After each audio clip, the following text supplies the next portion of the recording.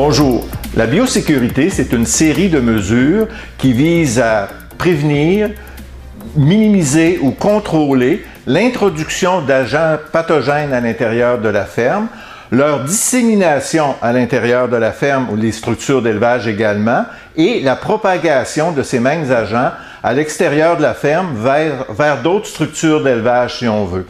Il y a 4 grands éléments à retenir aussi dans les principes de biosécurité. C'est la gestion de la santé, la gestion des installations, la tenue de registre et la gestion des visiteurs.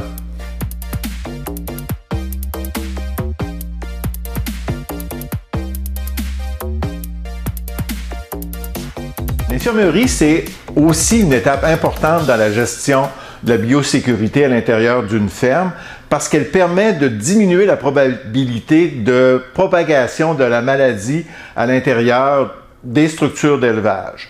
Ça aussi permet de mieux surveiller les animaux qui sont malades, de pouvoir aussi leur administrer les traitements plus facilement, de pouvoir aussi mieux surveiller leur évolution soit positive ou négative, qui nous permet de réévaluer le diagnostic ou de réévaluer le traitement. L'infirmerie permet aussi aux animaux qui y sont présents de boire et manger à leur vitesse, parce qu'un animal malade, nécessairement, a de la difficulté à subir la compétition des animaux sains qui sont autour de lui. Ça permet aussi de diminuer la pression d'infection à l'intérieur de l'élevage.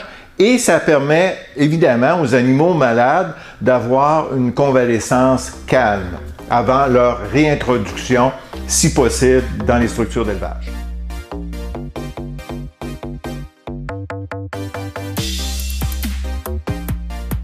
Idéalement, une infirmerie devrait être isolée des autres structures d'élevage, avoir une entrée et une sortie indépendantes, d'avoir un système de ventilation et de chauffage si nécessaire aussi indépendant des autres structures d'élevage, pouvoir se nettoyer, se laver et se désinfecter facilement et d'avoir tout le matériel et les médicaments nécessaires et requis pour le soin des animaux qui y sont présents.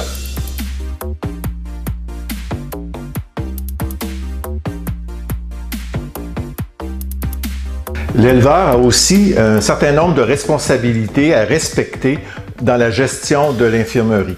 Notamment, l'éleveur doit établir un plan de circulation et de travail de façon à ce qu'il n'y ait pas de contact avec les animaux sains après avoir manipulé les animaux malades qui sont à l'intérieur de l'infirmerie. L'éleveur aussi doit s'assurer que tout le matériel ou les équipements qui ont séjourné à l'intérieur de l'infirmerie soient nettoyés et désinfectés dans leur retour au niveau des structures d'élevage des animaux sains. Il doit aussi éviter d'avoir tout visiteur qui est introduit au niveau de l'infirmerie. Les animaux domestiques ne sont pas non plus admis à l'intérieur de l'infirmerie. C'est important aussi de noter que les moutons sont des animaux qui vivent en groupe. Évidemment, on ne peut laisser très longtemps un animal à l'intérieur d'une infirmerie qui demeure seul. Je pense qu'il est important à ce moment-là que cet animal-là puisse être accompagné d'un autre animal d'un statut qui ne met pas en danger sa vie ou sa santé si on veut.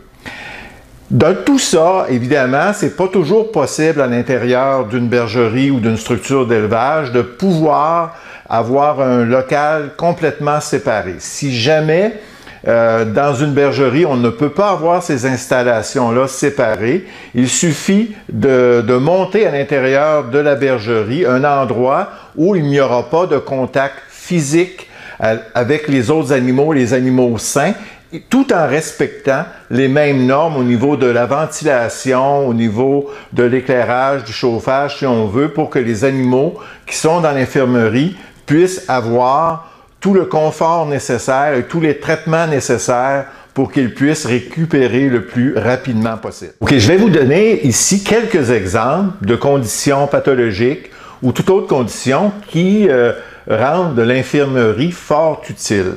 On peut parler des pneumonies, on peut parler des mammites sévères, on peut parler des problèmes de boiterie ou d'arthrite importants qui font en sorte que l'animal a la difficulté à se déplacer dans les grands parcs au niveau de la bergerie.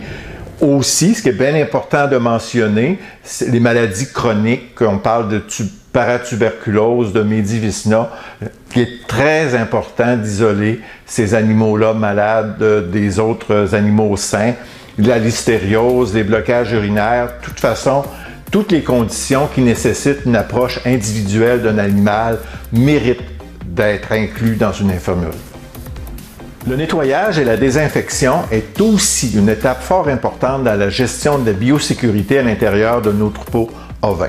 Que ce soit le lavage, la désinfection de l'infirmerie, de la quarantaine ou de toute autre structure d'élevage, il faut inclure absolument cette étape dans les plans de travail au niveau de la bergerie. Il faut le faire au moins une fois annuellement.